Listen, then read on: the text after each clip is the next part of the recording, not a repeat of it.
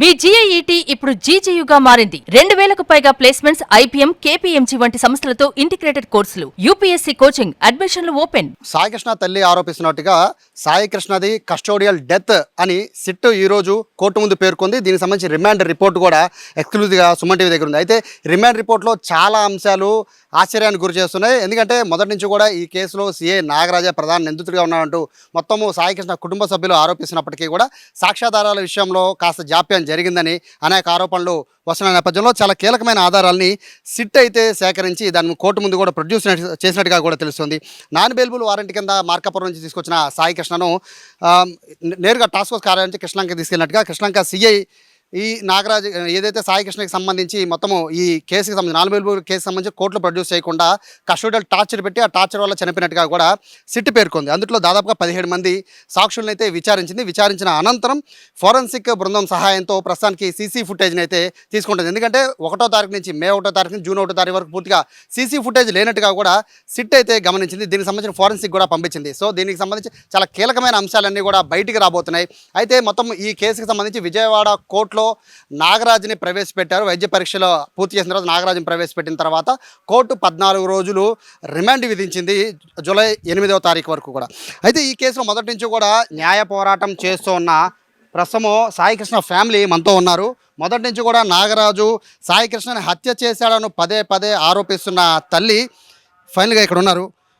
చాలా బాధాకరం, మీరు ఆరోపిస్తున్నట్టుగానే సాయికృష్ణని కస్టోడియల్ డెత్ ద్వారా చనిపోయాడు అని చెప్పి స్వయంగా సిట్టే కోర్టుకి తెలిపింది. ఏం చెప్తారు?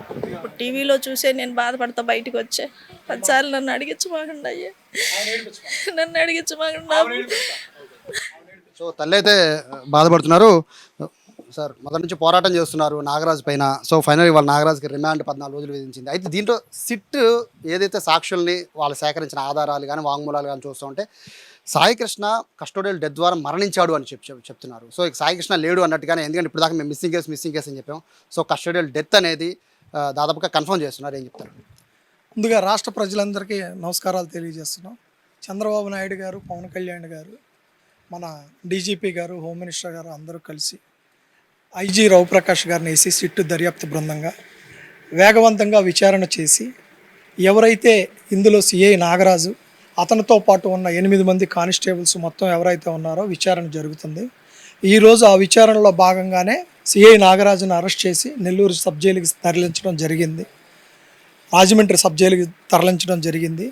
మేము ప్రజలందరికీ చెప్పేది ఒకటే, రాష్ట్రంలో జరిగింది గాదే విజయలక్ష్మి గారికి అన్యాయం.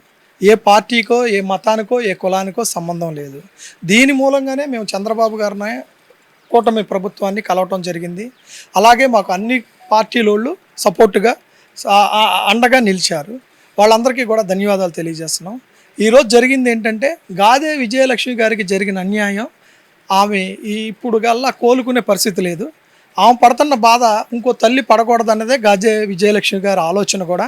సీఎం చంద్రబాబు గారిని కలిసిన తర్వాత 3 కోట్లు ఇచ్చారా, 4 కోట్లు ఇచ్చారా అన్న కొంతమంది కుక్కలకి చెప్పే సమాధానం ఏంటంటే, వాళ్ళని కుక్కలతో పోల్చుతుండడానికి కారణం ఏంటంటే, వాళ్ళు చాలా మానసికంగా ఆమెను టార్చర్ పెడుతున్నారు. 3 కోట్లు ఇచ్చారు, 4 కోట్లు ఇచ్చారు అంటారే కానీ అసలు ఎందుకు ఇస్తుంది గవర్నమెంట్ అనేది ఒక ఆలోచన లేదు. మేము అడిగింది ఏంటి, గాదే విజయలక్ష్మి గారికి అన్యాయం జరిగింది, అతను కొడుకుని తీసుకెళ్ళి ఇలా మిస్ చేశారు, దాని గురించి సిట్టు విచారణ జరిపించి తగిన న్యాయం చేయండి అని చంద్రబాబు గారిని, పవన్ కళ్యాణ్ గారిని కోరటం జరిగింది. మేము అడిగిన దానికి వెంటనే స్పందించి ఆయన చెమర్చిన కళ్ళతో వెంటనే ఇమ్మీడియట్లీ ఐజీ రవిప్రకాష్ గారిని వేసి సిట్టు దర్యాప్తు బృందం వచ్చి వెంటనే పరిష్కారం చూపించి 24 అవర్స్లోనే మొత్తం నిజాలన్నీ బయటికి తీసుకొచ్చి ఎవరు చేశారు, ఏంటి, ఎందుకు జరిగింది, మీరు ఎందుకు 30 రోజులు కాల్ డేటాను కూడా రికార్డింగ్ కూడా మీరు ఎందుకు తీశారు, సీసీ కెమెరా రికార్డింగ్ కూడా డిలీట్ ఎందుకు చేశారని మొత్తం ప్రశ్నలు సంధించి ఎక్కడెక్కడికి వెళ్ళారు, ఎవరున్నారు ఇందులో అనేది మొత్తం తీసుకొచ్చారు బయటికి. మేము ఒకటే అడుగుతున్నాం, ఈరోజు నా తల్లి ఏడుస్తుంది. పోలీసుల్లో కొంతమంది పోలీసులను అడుగుతున్నాం మేమేం అడుగుతున్నాం అంటే, అయ్యా నా కొడుకు రోజు ఇక్కడే ఉంటున్నాడు కదయ్యా, మీ కళ్ళ ముందే ఉన్నాడు కదయ్యా, అయ్యా ఒక్కసారి నా కొడుకుతో మాట్లాడించండి అయ్యా అని ఆ తల్లి పడిన బాధ ఉంది కదా. 15 రోజులు స్టేషన్ చుట్టూ తిరిగింది కదా పిచ్చి కుక్కలాగా. మీరు చెప్పిన సమాధానం ఏంటి? ఆ కొడుకు కూడా చనిపోతాం మిమ్మల్ని అడిగాడు కదా, అన్న ఒక్కసారి మా అమ్మను మాట్లాడించండి అన్న అన్నాడు కదా. మీ మనసు కరగలేదా? మీరు మనుషులు కదా? మీకు పిల్లలు లేరా? మీ జీవితాల్లో కూడా ఇలాంటి సంఘటన జరిగితే మీ ఫ్యామిలీస్ ఎలా స్పందిస్తాయనేది ఒక్కసారి ఆలోచించమండి. పోలీస్ వ్యవస్థలో కొంతమందిని పోలీసులు కోరుతున్నాం మేము. అయ్యా ఒక్కసారి నా కొడుకుతో మాట్లాడించండి అయ్యా. అయ్యా నీకు తెలుసు కదా అయ్యా సుబ్రహ్మణ్యం, నీకు తెలుసు కదా బాబురావు, నీకు తెలుసు కదా అశోక్ అని చెప్పిందే, అంత తల్లి కంఠశ్వాస పెట్టుకుందే. అయ్యా 102 వారెంట్లు అయ్యా, అవి నేను ఎలాగోలా కొట్టించుకుంటానయ్యా అంది. దీనికి మీరు ఏం సమాధానం చెప్పారు? మీరు ఏం చేశారు ఆ తల్లికి ఈ రోజున? చివరి చూపు కూడా లేకుండా చేసినటువంటి ఇలాంటి దుర్మార్గమైన పోలీసుల్ని ఎలా శిక్షిస్తే ఇంకొకళ్ళకి ఇలాంటి అన్యాయం జరగదో అలాంటి కార్యక్రమం గవర్నమెంట్ చేపట్టిద్ది. ఈ కేసులో మీరు అనుకున్నట్టుగానే నాగరాజ్ పైన కేసు నమోదు చేయడం, నాగరాజ్ని సస్పెండ్ వద్దన్నారు, కేసు నమోదు చేయమన్నారు. సో కేసు నమోదు చేసింది, రిమాండ్ కూడా పంపించారు. అంటే న్యాయం జరిగింది అనుకుంటున్నారా? న్యాయం జరిగిద్ది అని మాకు ఫస్టే తెలుసు. ఎందుకంటే ఎవరైతే నిందితులు ఉన్నారో వాళ్ళందరికీ ఇది పనిష్మెంట్ కాదు, అసలు పనిష్మెంట్ ముందు ఉంటుంది కోర్టులో. ఎలాగంటే ఇందులో ఎంతమంది నిందితులు ఉన్నారో రేపట్లో మళ్ళీ వస్తుంది, వాళ్ళందరూ కూడా వెళ్తారు రిమాండ్కి. వాళ్ళందరితో పాటు ఎప్పుడైతే ఈ కేసులో ఐజీ రవిప్రకాష్ గారు లాంటి సిన్సియర్ ఆఫీసర్ని చంద్రబాబు నాయుడు గారు వేశారో ఆ రోజే వీళ్ళు ఓసలు లెక్క పెట్టే కార్యక్రమం ముందుందనే ఆలోచనకు మేము వచ్చాం ఫస్టే. చెప్పండి. ఇక్కడ మరొక ప్రధానమైన అంశం ఏంటంటే, మీరు నాగరాజ్ పైన మాత్రమే అంటే ఫిర్యాదు లేఖలు మేము చూసంటే విజయలక్ష్మి గారు నాగరాజ్ పైన ఇట్లా ఆరోపణ చేస్తూ కూడా ఇట్లా కళ్ళతో చూశానండి, ఇట్లా టార్చర్ పెట్టారంటారు. బట్ మిగిలిన సిబ్బంది వాళ్ళందరి పరిస్థితి ఏంటండి? ఇప్పుడు నాగరాజు గారే దండేసుకోమని చెప్పిన మాట వాస్తవం. మేము ఫిర్యాదులో పేర్కొంది ఏంటంటే పలానా నాగరాజు గారి మీదే ఫిర్యాదు చేసామంటున్నారు. నాగరాజు గారు ఒక్కళ్ళు వచ్చి తీసుకెళ్లారుగా. ఒక మనిషిని తీసుకెళ్లాలంటే నాగరాజు గారు ఒక్కళ్ళు తీసుకురాలేదుగా. సీసీటీవీ ఫుటేజ్లు ఉంటాయిగా, ఎంతమంది వచ్చారు, ఎంతమంది తీసుకెళ్లారు అనేది. అది సిట్టు విచారణలో ఉన్నప్పుడు మీరు నేను చెప్పడానికి అది కష్టం కదా సార్. సిట్టు విచారణ చేసి ఎంతమంది ఉన్నారో కానిస్టేబుల్ తీసుకొస్తుంది. గవర్నమెంట్ మీద ఏదో ఒక మరక రాయడానికి నాగరాజు ఒక్కడే నిందితుడు అంటారు, కానీ మేము పెట్టింది 8 మంది మీద పెట్టాం. ఆ 8 మంది కూడా సబ్ జైలుకి వెళ్తారు, అందులో నో డౌట్. ఇప్పుడు మీరు అంటే ఇప్పుడు ఏదైతే సాయి కృష్ణ మొదటి నుంచి మిస్సింగ్ కేసు అనుకుంటున్నామో, ఇప్పుడు మిస్సింగ్ కేసు నుంచి ఇప్పుడు అది దాదాపుగా కస్టోడియల్ డెత్ వరకు వెళ్ళిపోయింది. సిట్టే స్వయంగా దాన్ని పేర్కొంది. సో ఇప్పుడు సాయి కృష్ణ లేడు అనేది కన్ఫర్మేషన్ దాదాపు వచ్చేసింది సార్. సో ఇప్పుడు ఏమడుగుతారంటే మృతదేహం అడగడమా, లేకపోతే మొదటి నుంచి తల్లి బూడిదన్నా ఇవ్వండియా, మేము కనీసం గంగానదిలో కలుపుకుంటామని పదే చెప్పింది సుమన్ టీవీతో కూడా. సో ఇప్పుడు ఏం అడగబోతున్నారు? ఎందుకంటే హేబియస్ కార్పస్ కూడా వేశారు కాబట్టి సిట్ చెప్పిన దాన్ని బట్టి దాదాపుగా హేబియస్ కార్పస్కి తీసుకురాలేని పరిస్థితి కూడా ఉంటుంది కదా. రేపు ఏం జరగబోతున్నారు? మేము చంద్రబాబు గారి ఆయన ఆలోచన విధానానికి, ఆయన విజ్ఞతకి, పవన్ కళ్యాణ్ గారి ఆశయాలకి వదిలేసాం. ఇప్పుడు వాళ్ళు బాడీని తీసుకొచ్చేస్తారా లేదంటే ఏం చేస్తారు, ఆ తల్లికి ఏ విధంగా న్యాయం చేస్తారా అనేది సిట్టు విచారణలో ఉంది. పెద్ద మన ముఖ్యమంత్రి గారు కానీ ఉప ముఖ్యమంత్రి గారు కానీ ఈ విషయంలో జోక్యం చేసుకొని కేసుని ఎక్కడ రాజీ పడకుండా, ఇది గవర్నమెంట్కి మచ్చొస్తుందని కూడా ఆలోచించకుండా వాళ్ళు పరిష్కారం చేస్తున్నప్పుడు తల్లికి ఏం చేస్తారు, ఎక్కడ న్యాయం జరిగిద్దని అడగటం కూడా భావ్యం కాదు. ముందర ఆ తల్లిని ఎలా వాదార్చాలి, ఆ తర్వాత ఆ తల్లికి ఏం చేయాలనేది అది గవర్నమెంట్ చేతుల్లో ఉంటుంది. దాన్ని మనం అడగ మీ పైన ఓపెన్గా అడుగుతున్నాను సార్. అంటే మీ పైన వచ్చిన ఆరోపణ మొదట్లో మీరు చెప్పారు, అంటే మీరు ఎప్పుడైతే వెళ్ళి సీఎంని కలిశారో ఆ తర్వాత నుంచి ఒక సపరేట్ ప్రాపగండా స్టార్ట్ అయిపోయింది మీ మీద. సో ఈ కేసు అనేది పూర్తిగా నాగరాజ్ అంటే ఈ నాగరాజ్ సంబంధించిన కాకపోయినా సాయి కృష్ణ తరఫు నుంచి బంధువులు వీళ్ళంతా కూడా దీనికి రాజీకి ప్రయత్నించారు, డబ్బులు ముట్టాయి అని రకరకాల సోషల్ మీడియాలో కథనాలు బాగా తిరుగుతున్నాయి. సో దాని మీ దాకా వచ్చింది ఆ విషయం? వచ్చిందండి, వచ్చింది. 3 కోట్లు ఇచ్చారు సీఎం గారు అన్నారు, అదన్నారు, ఇదన్నారు.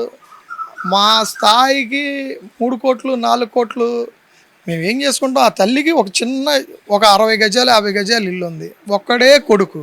నా కొడుకుని చూపించండి అయ్యా అంటే చూపించలేదు. ఆ డబ్బులు తీసుకొని ఆమె ఏం చేసుకుంటుంది? కొడుకే లేనప్పుడు తల్లి డబ్బులు ఏం చేసుకుంటుంది? తల్లి బాధకి డబ్బుకి ముడిపెడితే ఇది రాజకీయాల్లో ఇంతకన్నా నీచమైన పని ఇంకోటి ఉండదు. డబ్బుకి రాజకీయాలకి చాలా చండాలం ఇది. తల్లి బాధను అర్థం చేసుకోమని మేము చెప్తుంటే వాళ్ళు 3 కోట్లు ఇచ్చారు, 4 కోట్లు ఇచ్చారు, లేదు పలానోళ్ళు రాజీ చేశారు. ఎందుకు రాజీ చేస్తారు? రాజీ పడితే నాగరాజు ఎందుకు వెళ్తాడు సబ్ జైలుకి? నాగరాజు ఎందుకు వెళ్తాడు? ఎన్ని నాగిని డ్యాన్సులు చేసినా నాగరాజు లాస్ట్కి బుట్టలోకి వెళ్ళాక తప్పలా, అది మాత్రం నిజం. ఇక్కడ మరొక విషయం ఏంటంటే నిన్నటి వరకు కూడా అంటే పవన్ కళ్యాణ్ అంతవరకు కూడా ఎవరు కూడా పెద్దగా సపోర్ట్కి వెళ్ళలేదు నాగరాజ్ ఇంటి దగ్గర కూడా. బట్ సిఐ నాగరాజ్ పవన్ కళ్యాణ్ వ్యాఖ్యలు చేసిన తర్వాత రోజు నుంచి క్యూ కట్టేశారు చాలామంది కూడా నాగరాజ్కి సపోర్ట్. సో దీన్ని ఎలా చూస్తారు? నాగరాజు ఇప్పుడు సాధారణ మనిషి, నాగరాజు సిఐ కాదు, నేరస్తుడికి నేరస్తులు చాలామంది వెళ్ళి సపోర్ట్ చేస్తారు, వాళ్ళు కూడా నేరస్తులే. తల్లి బాధను అర్థం చేసుకోలేని వాళ్ళు అటుంటారు. తల్లి బాధను అర్థం చేసుకున్న సీఎం చంద్రబాబు గారు, పవన్ కళ్యాణ్ గారు మాకు సంబంధించిన చాలామంది అన్ని కులాల సంఘాల నాయకులు ఇట్టున్నారు. ఎవరు ఎట్టుంటారో వాళ్ళు ఏం చేస్తారో మాఫియా తరపున అది వాళ్ళ చేతుల్లో ఉంటుంది. అంతేగాని అతని తరపున వెళ్ళి ధర్నా చేసినా రాస్తారోకో చూసినా అది మాకేం సంబంధం? శ్రీలంక ప్రజలందరూ ఇప్పుడు నాగరాజు లాంటి సీఐనే కోరుకుంటున్నారు. నాగరాజు వేసుకుంటే మళ్ళీ బ్లేడ్ బ్యాచ్, గంజా బ్యాచ్ మళ్ళీ పెరిగిపోతుంది. ఉదాహరణ 2 ఘటనలు జరిగాయని కూడా నేను చాలామంది కూడా మాట్లాడారు. అది కూడా ర్యాలీలో పాల్గొన్న అనేక మంది మాట్లాడారు. అంటే నాకు తెలియగడుగుతాను, పోలీసు వ్యవస్థలో నాగరాజు గారికి మరి అలాంటప్పుడు డీజీపీ పోస్ట్ ఇస్తే ఇంకా బాగుంటుందేమో అనుకుంటున్నాగా మేము. ఒక సీఐకే ఇంత నెట్వర్క్ ఉందంటే ఆయనకి డీజీపీ స్థాయి పోస్ట్ ఇస్తే ఇంకా రాష్ట్రాన్ని మొత్తం బాగా అసలు చాలా కంట్రోల్లో పెడతారు. దాంతోపాటు హోమ్ మినిస్టర్ కూడా ఆయనకే ఇస్తే బాగుంటుంది కదా సార్. ఏంటి సార్ ఏం మాట్లాడుతున్నారు? ప్రజలంటూ బయటకు వస్తే ఎలా ఉంటుంది అనేది అది వేరే రకంగా ఉంటుంది. ప్రజలు వేరు, వెనకాల పేమెంట్ బ్యాచీలు వేరు. బ్యాచీలకి సమాధానం చెప్పాల్సినంత అవసరం మాకు లేదు. ఫైనల్గా చెప్పండి, ఈ కేసులో అంటే ఇప్పుడు దాకా జరిగిన మొత్తం ఎంటైర్ ఇష్యూలో డే 1 నుంచి మీరు ఫాలో అవుతూ వచ్చారు, రకరకాలుగా ఆందోళన చేస్తూ వచ్చారు, మీడియాకి ఎక్కారు, అంతా అయిపోయింది. ఫైనల్గా మీరు అనుకున్నది దాదాపుగా నాగరాజు అని ఇప్పుడు జైలుకి వెళ్ళిన పరిస్థితి. సో ఇక్కడతో ఆగుతుందా, ఇంకా కొనసాగుతుందా మీ ఉద్యమం? మా ఉద్యమం చేసే అంత కెపాసిటీ మాకు లేదు సార్. మేము మిడిల్ క్లాస్ అని ఫస్ట్ నుంచి చెప్తున్నాం.